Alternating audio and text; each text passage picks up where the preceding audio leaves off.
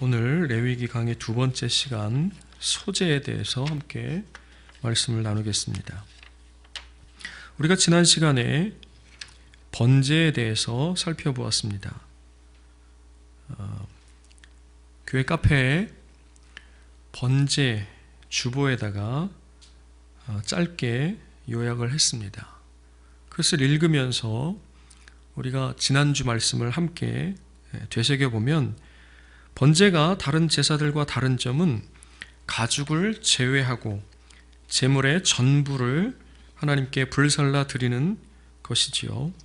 그래서 번제, 즉 불태우는 제사라고 표현하기보다는 전부 드리는 제사라고 하는 것이 더 다른 제사들과는 구별되는 특징을 이야기하는 것이다 라고 얘기할 수 있습니다. 이렇게 전부 불살라 드리는 제사라고 해서 이것은 온전한 헌신을 상징한다고 말씀을 드렸어요. 신의 언약을 결혼의 관점으로 볼 때 번제는 신랑이신 하나님께 나의 전부를 드리는 것입니다. 상대방에 대한 온전한 헌신이고 전적인 사랑이에요. 결혼한 관계에서 아내는 남편을, 그 다음에 남편은 아내에게 대해서 각각 유일하고도 온전한 헌신 그리고 전적인 사랑을 표현하는 것이 바로 번제다, 이렇게 말씀을 드렸습니다. 이런 모습을 자신의 삶으로 증명한 사람들의 예를 몇 사람 들었었는데, 첫째는 자기 아들을 이삭을 번제물로 하나님께 바친 아브라함이라고 그랬죠. 하나님께서 받지는 않으셨지만 그건 충분히 바친 것과 다름없음이지요. 두 번째는 신약 복음서에 나오는 예수님께 옥합을 깨뜨린 여인을 들 수가 있어요. 그리고 사도 바울의 삶 전체가 바로 하나님 앞에 자기의 삶 전부를 올려드리는, 전부 드리는 제사로서의 삶이라고 할 수가 있습니다. 이에 반해서 구약과 신약의 대표주자 두 사람을 이 전부 드리지 못한 사람의 예로서 말씀을 드렸는데, 첫째는 누구냐면 구약에서 대표주자가 사울 임금이라고 할 수가 있겠죠.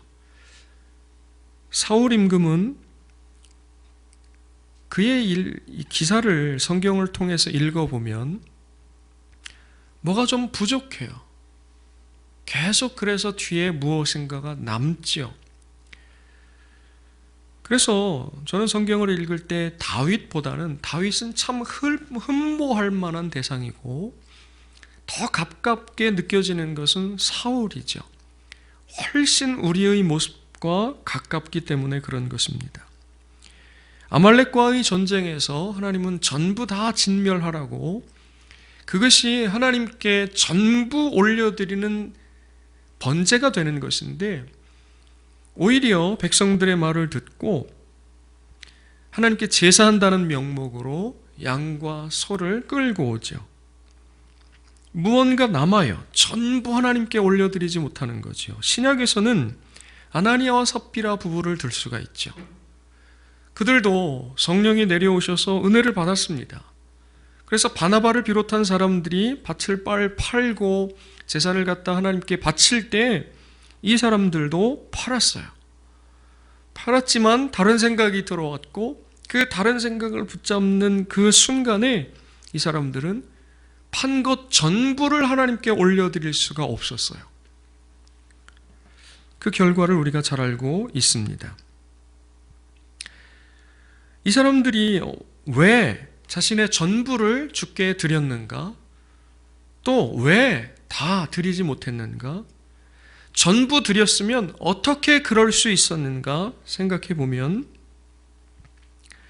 그것은 먼저 자신의 전부를 내어주신 주님을 만났고 그 사실을 깨달았기 때문이다 하는 것이죠. 그렇게 전부 드릴 수 있었던 이유가 무엇이냐? 자기에게 먼저 전부 주신 주님을 만난 거예요.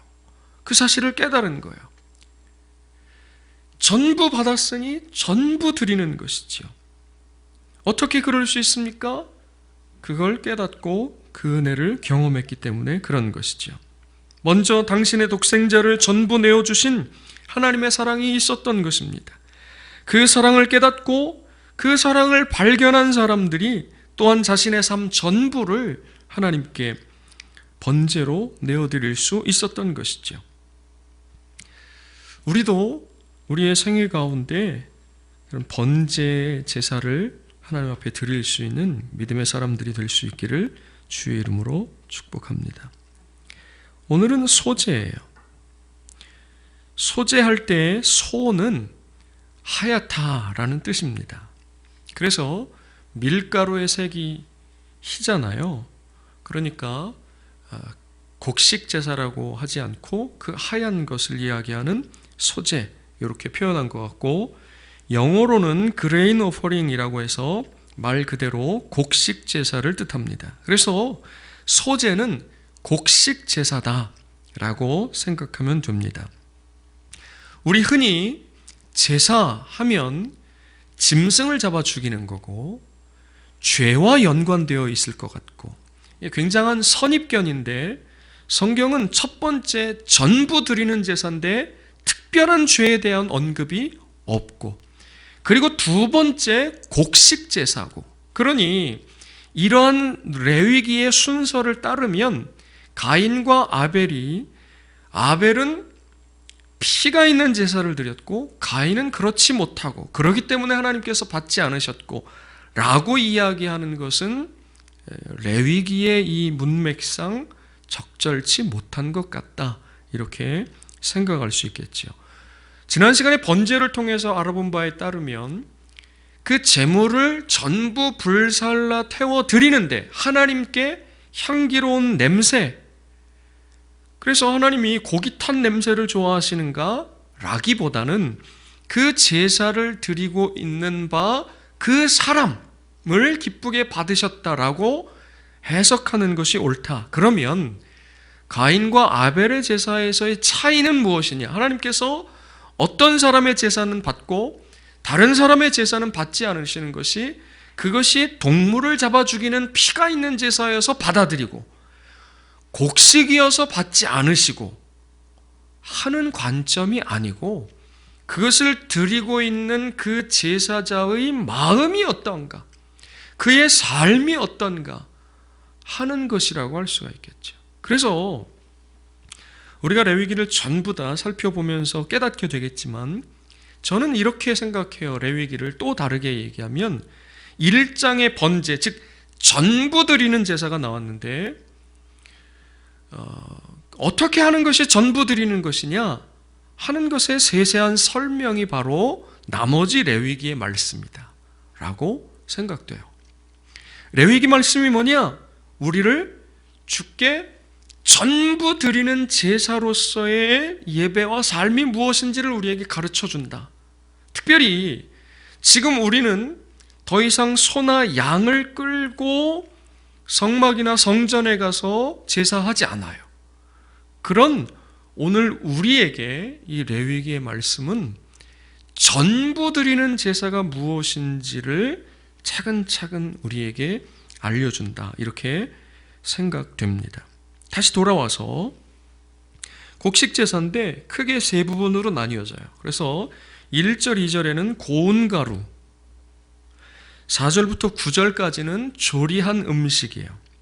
그 다음에 그 뒤에는 첫 이삭의 소제가 나와 있는데, 우리가 보는 일반적인 성경에는 앞에 동그라미가 쳐져 있죠.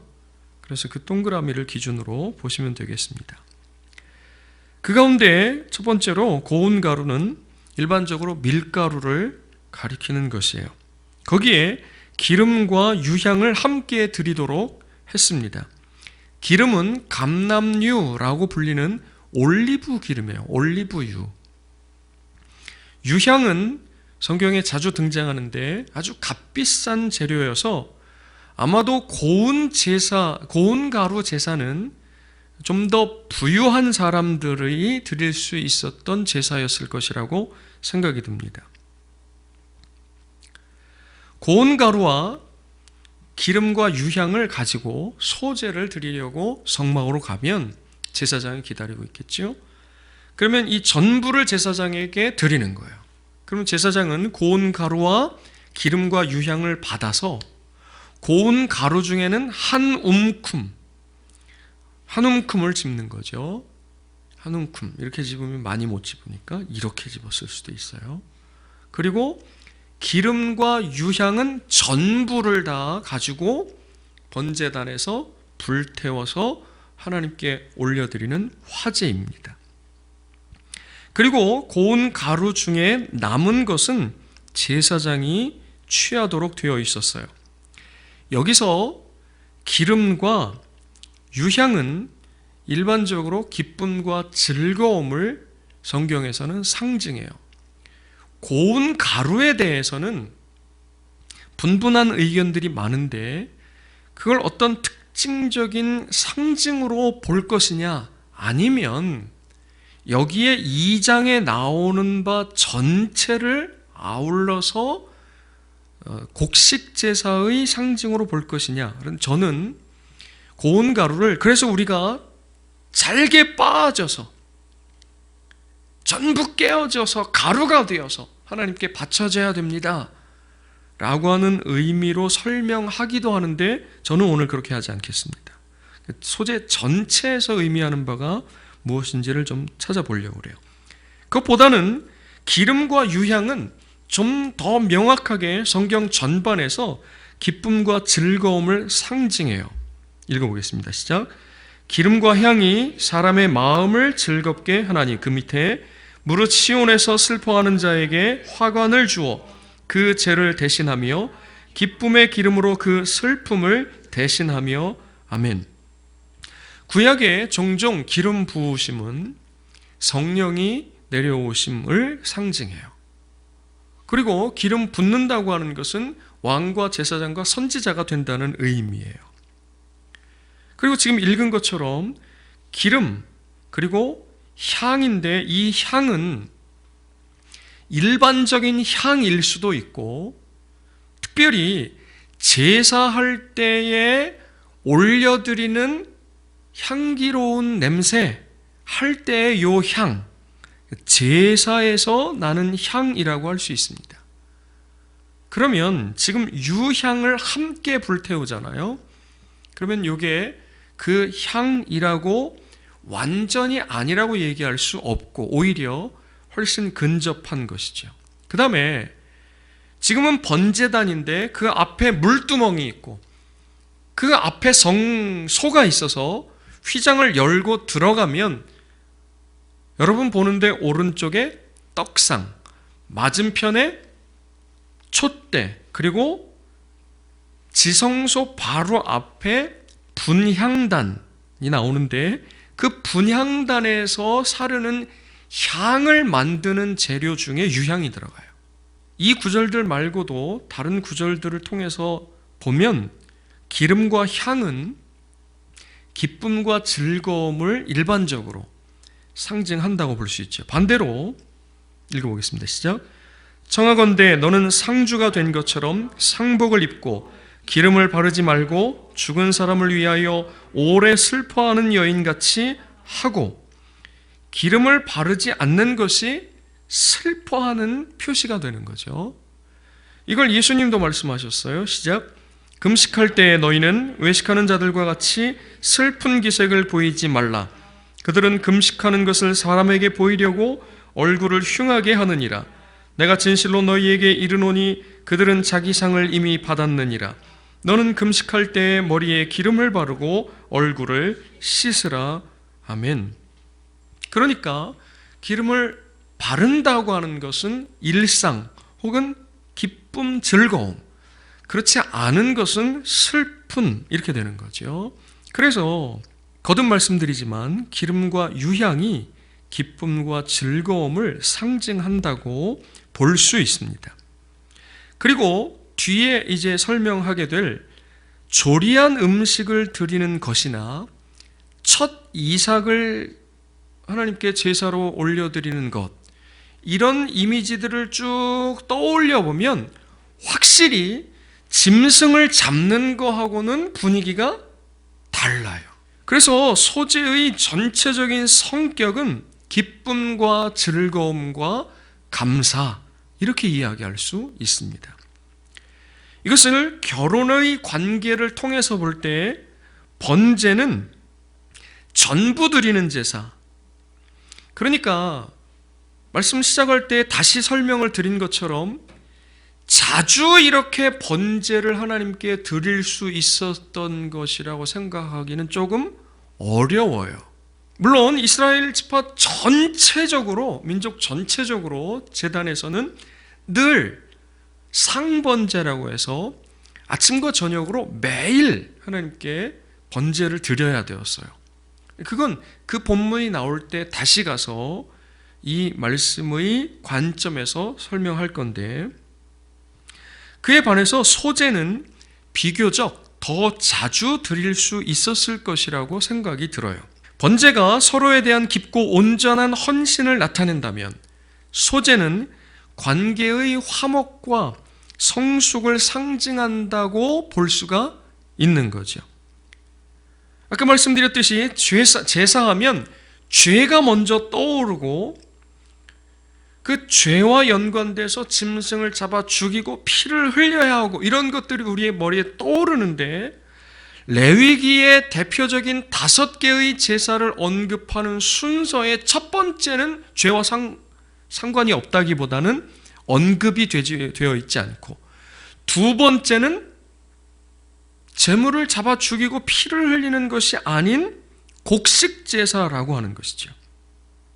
그래서 지금 했던 얘기를 다시 말씀드려보면, 번제는 오직 신랑이신 하나님께 대한 온전한 사랑과 헌신을 말한다면, 소제는 부부 사이의 기쁨과 즐거움을 통한 관계의 성숙과 발전, 이것을 상징한다고 보는 것이 신의 산 언약, 출애굽기 19장에서 24장까지의 신의 산 언약을 결혼이라고 하는 관점으로, 그 결혼이라고 하는 관점으로 볼 때의 성막을 신혼집, 증거판을 결혼 증서라고 하는 안목으로 볼 때에 번제와 소제를 이렇게 해석해 들어가는 것이 훨씬 적절하겠다.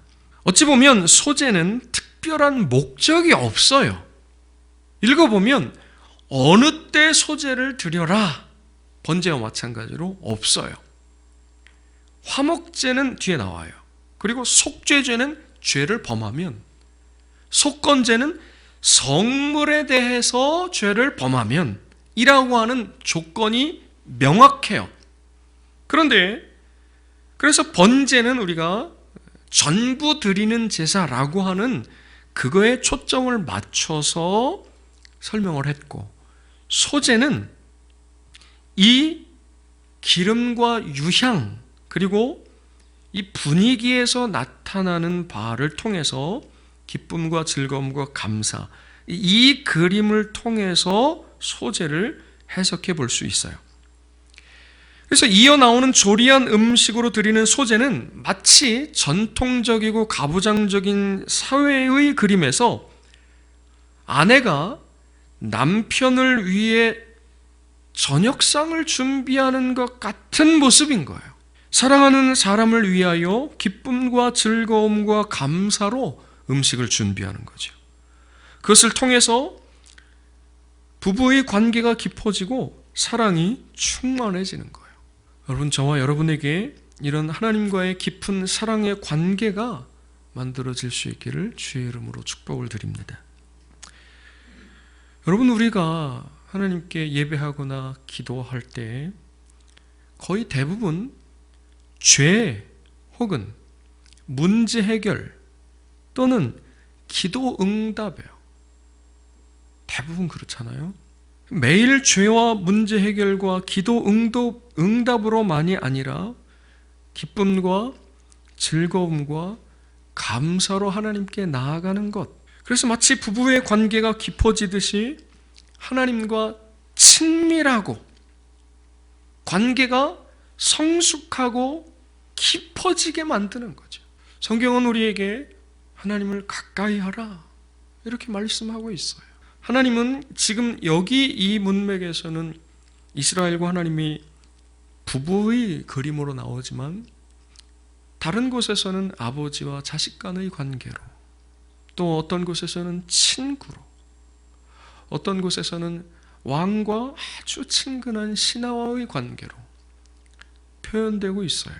그 하나님이 상대할 수 없는 우리 인간을 이웃으로 표현되기도 하는 거죠. 그런데 우리는 그 하나님과 얼마나 가까운가? 우리 하나님 아버지와 우리 신랑이신 주님과 얼마나 친밀한가? 깊이 이 소재의 말씀을 통해서 생각해 봐야 하는 거죠. 집안에 자식들이 있는데 매일 엄마 얼굴 보면 돈 얘기만 하면 정 떨어지게 돼 있는 거예요. 부부의 관계가 의무적인 관계로만 바뀌어지면 참 같이 살아갈 수가 없게 되는 거죠. 그런데 하나님과의 관계도 마찬가지지요. 어느 순간부터 우리 얼굴에 핏기가 사라지기 시작하면서 걱정이 들어오고 두려움이 하나님과 우리 사이를 갈라놓게 되는 거죠. 그 틈을 타고 죄가 들어오게 되고 그렇게 하나님과 우리 사이는 점점 멀어지게 되는 거죠. 그런데 레위기 문맥은 우리에게 훨씬 더 앞에서 하나님과의 친밀하고 성숙하고 깊은 사랑의 관계에 대해서 말씀하고 있다고 저는 생각을 합니다. 여러분, 우리의 삶도 우리의 신앙도 소재를 드리는, 또 소재를 드리라고 여기 레위기 2장에 말씀하시는 주님의 말씀처럼 하나님께 기쁨과 즐거움과 감사로 나아가는 날들이 많아질 수 있기를 주의 이름으로 축복을 드립니다. 그래서 하나님과 날로 가까워지는 거예요. 날로 친밀해지는 거예요. 그 안에서 복을 누리는 거예요. 그 안에서 행복을 경험하는 거죠. 여러분, 그럴 수 있기를 바랍니다. 두 번째는 조리한 음식으로 드리는 소재예요. 여기에는 음식을 만들기 위해서 기름은 사용되었지만 유향은 없습니다. 그래서 앞서 고운 가루 제사보다 더 비교적 가난한 자들이 들을 수 있는 소재였을 것이라고 생각이 돼요. 이것은 마치 식사를 준비하고 있는 것 같습니다. 화덕에 굽고 철판에 붙이고 냄비에 조리하는 거죠. 거기에 다 기름이 들어가 있어요. 그래서 그 자세한 내용은 우리가 다 알 수는 없죠. 그런데 화덕에 굽기도 하고 철판에 붙이기도 하고 냄비에 조리했는데 기름을 넣고 한 거라 그래서 어떤 사람은 튀겼을 것이다 라고 얘기하지만 여기서 그게 중요한 것 같지는 않아요. 공통적으로 모두 기름을 사용했고, 그러나 반대로 누룩을 넣어서는 안 되었습니다. 이것도 마찬가지로 고운 가루 제사처럼 전부를 다 제사장에게 주는 거예요. 그러면 제사장이 그 중에 기념물이라고 표현됐는데 기념할 만큼, 그래서 조금을 떼어서 불태워서 하나님께 화제로 드리고 나머지는 역시 제사장의 몫이 되는 거죠. 11절에 보면 다 같이 시작. 너희가 여호와께 드리는 모든 소제물에는 누룩을 넣지 말지니 너희가 누룩이나 꿀을 여호와께 화제로 드려 사르지 못할지니라. 아멘. 앞에 기름이 들어갔다고 하는 걸 말씀을 드렸고 누룩을 넣지 말라고 하는 말씀도 들었어요. 그런데 11절에 갑자기 전체 소재의 규례로서 누룩과 꿀을 넣지 말라고 그랬어요.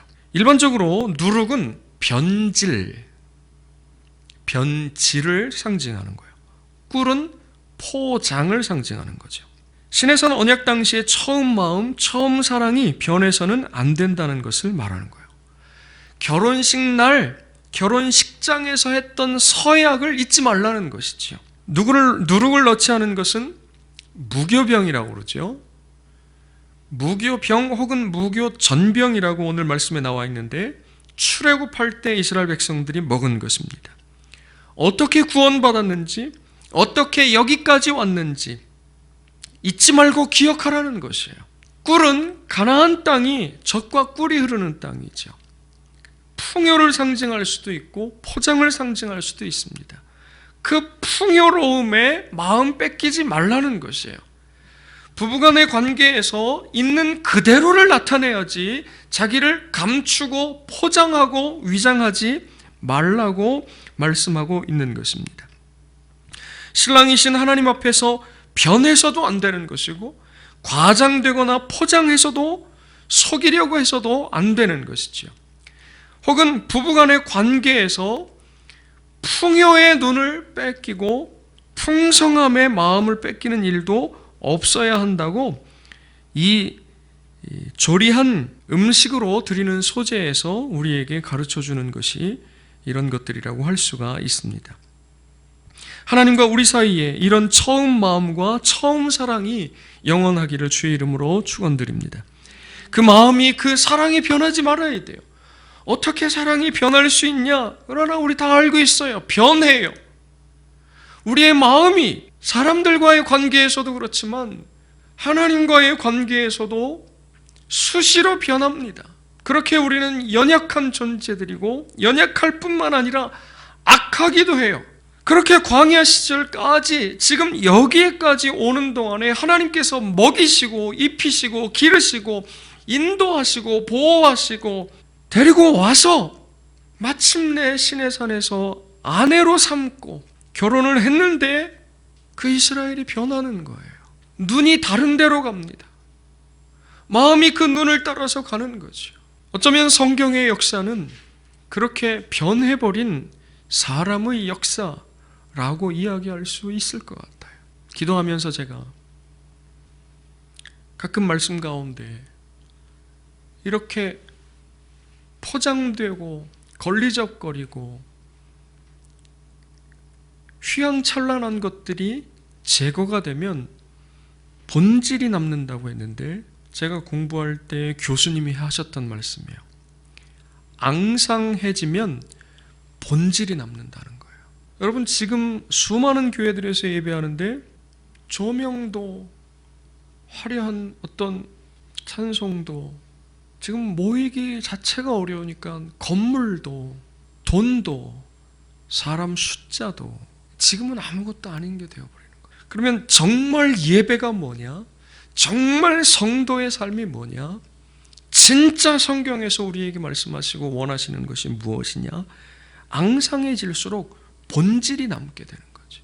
여러분 가끔 예를 들 때 우리 아이들이 혹시 병에 걸려서 그런 일이 없어야 되겠지만 외국 사례에서는 오늘도 제가 뉴스를 본 것 같아요. 5살짜리 아이가 아마 코로나에 걸려서 죽었다는 뉴스가 나온 것 같아요. 코로나에 걸렸는데 접촉하면 안 되니까 마지막 가는 길에 자녀들이 돌아가시는 엄마에게 무전기로 연락했다는 얘기 뉴스 보셨죠?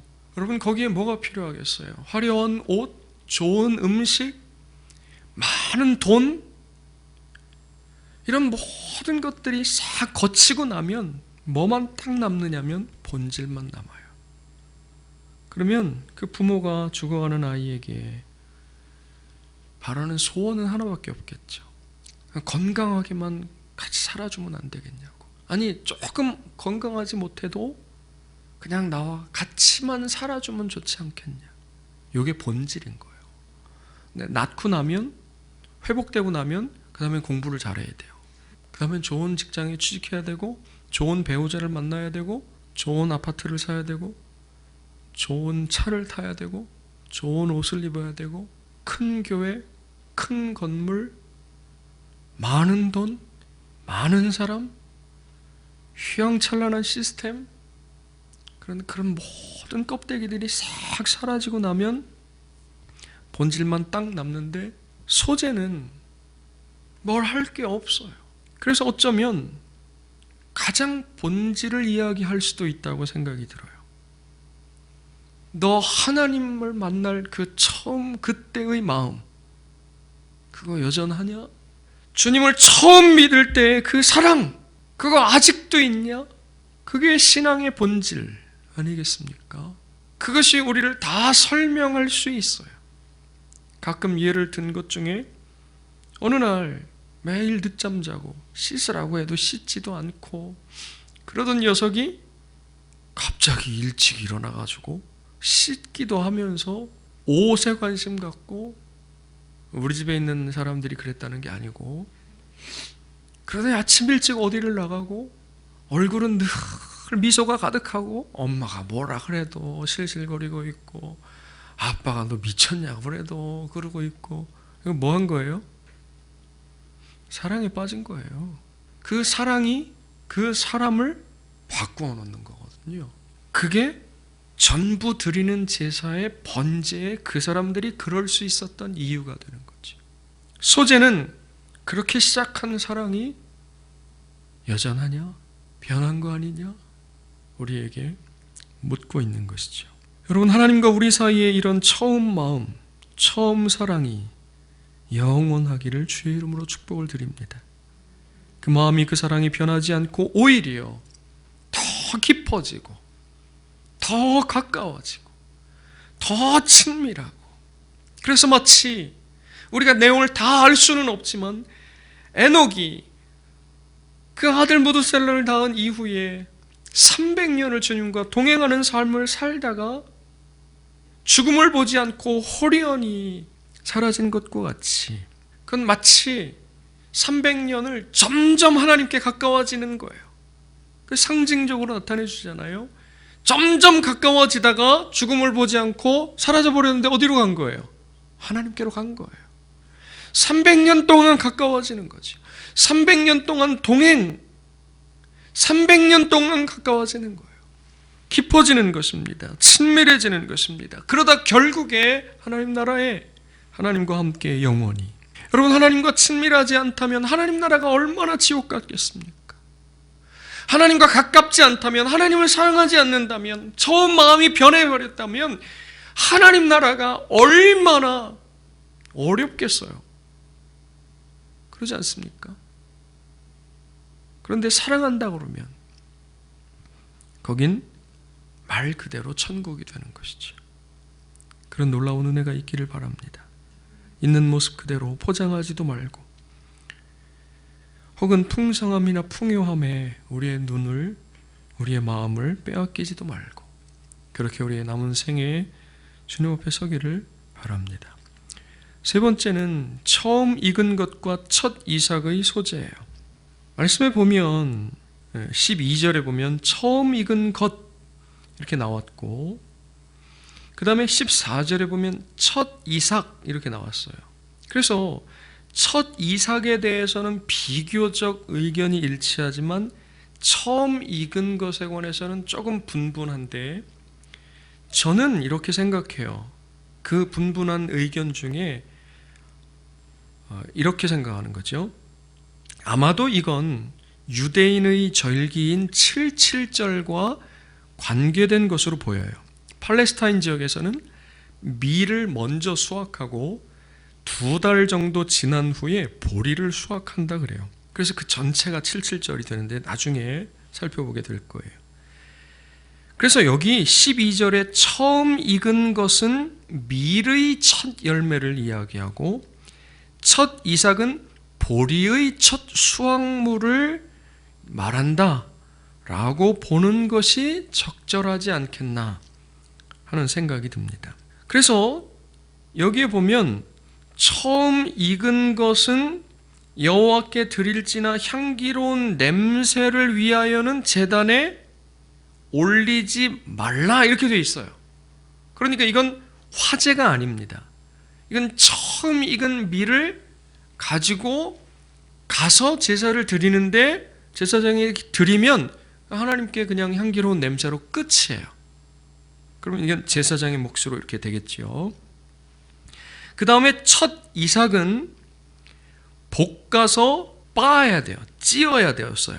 그리고 그렇게 볶아서 찧은 그 첫 이삭의 가루를 맨 첫 번째 드렸던 고운 가루 제사와 똑같은 방식으로 기름과 유향을 함께 들고 가서 제사장에게 드리면 제사장이 그걸 다 받아서 가루 중에 한 움큼, 그리고 기름 유향은 전부 불 세워서 화제로 드리고, 그 다음에 나머지는 제사장의 목, 이렇게 되는 것이지요. 그런데 이거 가운데 13절에 소재 전체의 규칙이 또 등장을 해요. 다 같이 시작. 내 모든 소재물에 소금을 치라. 내 하나님의 언약의 소금을 내 소재에 빼지 못할지니 내 모든 예물에 소금을 드릴지니라. 아멘. 그래서 일단 읽고 여기까지 정리를 딱 해보면, 소재는 곡식으로 드릴 수 있는데, 고운 가루든지 조리한 음식이든지 혹은 처음 익은 것 첫 이삭을 드릴 수 있는데, 기름과 소금은 반드시 들어가야 되고, 유향은 고운 가루나 첫 이삭에는 들어갈 수 있었고, 조리한 음식에는 들어가면 안 됐죠. 그 다음에 반면에 누룩과 꿀은 모든 소재에 동일하게 절대 넣어서는 안 되는 것, 이렇게 정리할 수 있어요. 소금을 치라고 하셨는데, 이 소금은 누룩의 반대 의미일 것이라고 생각이 돼요. 즉, 부패하지 않고 변하지 않는 것을 상징하는 거죠. 그러면서 언약의 소금이라고 나와요. 여기 우리가 읽은 것에. 언약의 소금이 도대체 뭐냐 이거예요. 언약의 소금. 그런데 이건 다른 구절과 관련되어 있어요. 시작. 이스라엘 자손이 여호와께 거제로 드리는 모든 성물은 내가 영구한 몫의 음식으로 너와 내 자녀에게 주노니 이는 여호와 앞에 너와 내 후손에게 영원한 소금 언약이니라. 아멘. 또 시작.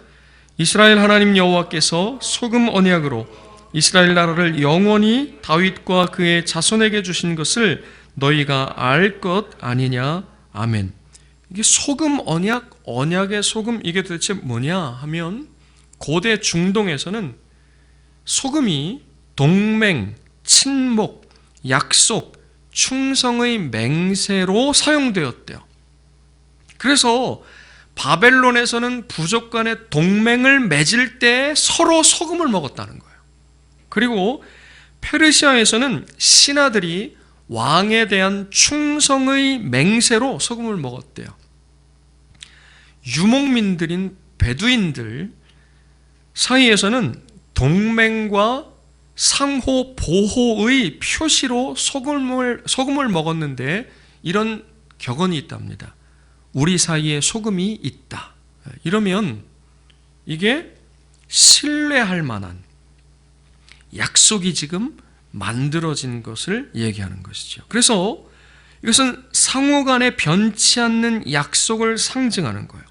그러니까 여기 소금 언약, 그리고 언약의 소금, 이런 말들이 그렇게 생각하고 읽으면 돼요. 그 의미가 통해요. 그러면 여긴 소금 언약인데, 즉 변하지 않는 언약인데 영원하다는 거예요. 그러면 이게 성경의 전체 문맥과 의미가 같죠. 그래서 소재에 들어가는 언약의 소금은 하나님 앞에서 변치 말아야 할 것을 말씀하고 있는 거죠. 그러니까 이 소재 전체의 성격이 기쁨과 즐거움과 감사인데, 그 안에 들여다보니까 관계가 그 안에서 깊어지고 발전되고 성숙해져야 되는 것이지 변하면 안 된다는 거죠. 그래서 좀 전에 드린 말씀, 성경은 어쩌면 변해버린 사람들의 이야기, 그리고 그 사람들을 한결같이 사랑하시는 하나님의 이야기. 그래서 아가서, 우리가 결혼의 이야기로 얘기한다고 할 때 아가서 얘기를 들었는데, 아가서는 관계의 발전과 사랑이 깊어짐을 얘기하는 거죠. 호세아도 음란한 여인 고멜과 결혼한 호세아 선지자의 그 이야기를 통해서 하나님과 이스라엘의 관계를 얘기하는데, 변해버린 사랑을 이야기하는 거죠. 그런 것들이 에베소서 5장으로 가면 남편과 아내의 관계를 통해서 그리스도와 교회의 관계를 말씀하고 있는데, 이건 종합적인 정리라고 할 수 있겠죠. 그러면서 요한계시록 맨 마지막에 21장, 22장에 어린 양의 신부가 등장하는데 그 말로 할 수 없는 아름다운 모습, 거룩한 모습, 그것은 그런 모든 과정을 지나가는 거예요. 역사 가운데. 오늘 우리도 지나가고 있지. 지나가는데 마침내의 모습이 뭐냐? 결국의 신부의 모습, 결국의 그리스도의 아내의 모습, 결국의 이스라엘, 영적인 이스라엘의 모습, 그건 영광스러운 그리스도의 신부. 그게 그 사람이 혹은 이스라엘이 혹은 교회가 위대해서라기보다는 그 교회를, 그 이스라엘을 신부 삼으신 신랑이신 하나님의 놀랍고 말로 다 할 수 없는 은혜 때문인 것이죠. 그래서 오늘 얘기하는 건 뭐냐? 변치 말라는 거예요.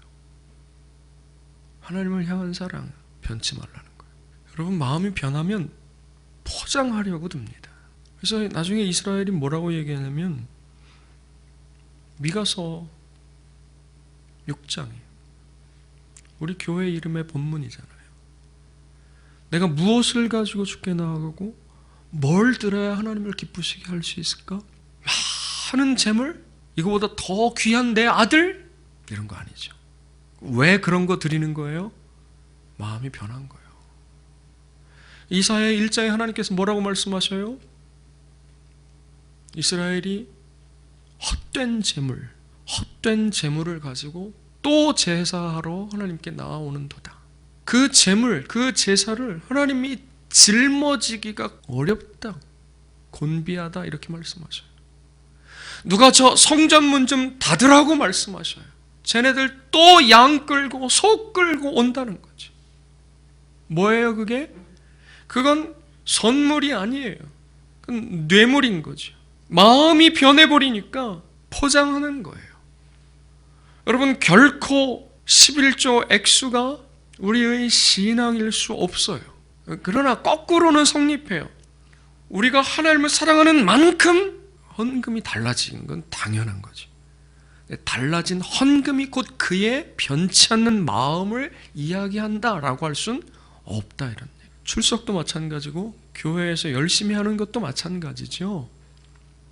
갈라디아에서 말씀하시는 바 율법의 행위, 껍데기가 결코 그의 마음을 증명하지 못한다는 거예요. 그러나 마음이 달라지면, 마음이 하나님을 향한 사랑으로 가득 차 있으면 그 삶은 바뀌게 되는 거죠. 시작할 때 가진 우리의 처음 마음, 처음 사랑이 우리 평생에 변하지 않기를 주의 이름으로 축원드립니다.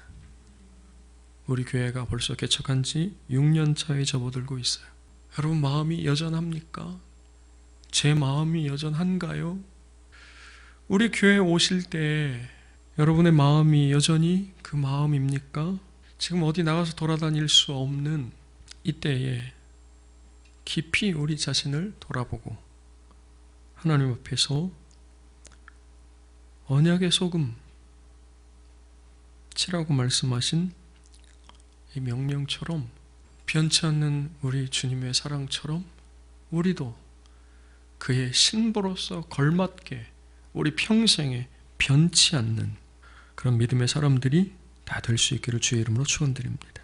기도하겠습니다.